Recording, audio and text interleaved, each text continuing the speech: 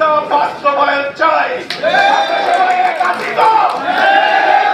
আমরা সবাই এক থাকবো এবং আমাদের প্রাণের দাবি, এই দাবিকে ঘরে নিয়ে না দিয়ে আমরা মাঠ থেকে বাসায় ফিরে যাবো না।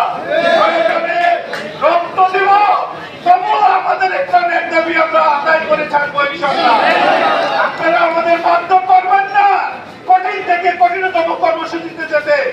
আপনারা বাধ্য করবেন না হাসপাতালগুলো বন্ধ হয়ে যেতে। আপনারা বাধ্য করবেন না বিদ্যুৎ বিভাগ বিদ্যুৎ বন্ধ করে দিতে। আপনারা বাধ্য করবেন না ওয়াসা পানি বন্ধ করে দিবে।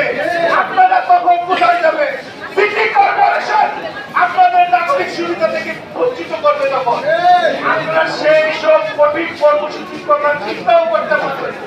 যে কর্মসূচি আসবে তাই আমি আপনাদেরকে বিনীতভাবে অনুরোধ করতে চাই, ভিক্টোরিয়াল গভর্নমেন্টকে বিনীতভাবে অনুরোধ করতে চাই, সারা বাংলাদেশের সরকারি কর্মচারীদের প্রতিনিধি হিসেবে আমি আপনাদের বলতে চাই, আপনারা আমাদের কঠিন কর্মসূচি দিতে বাধ্য করবেন না।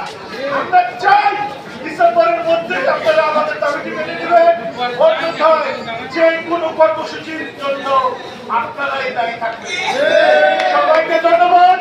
আজকের এই প্রতিবাদ ও বিক্ষোভ কর্মসূচি 5 দিন যাবত চলছে। 5 দিন যাবত চলছে। আজকে প্রথম পর্বের শেষ দিন। এই শেষ দিনে আমি ধন্যবাদ জানাতে চাই ঢাকা মেডিকেল কলেজ হাসপাতালের বিভিন্ন সংগঠন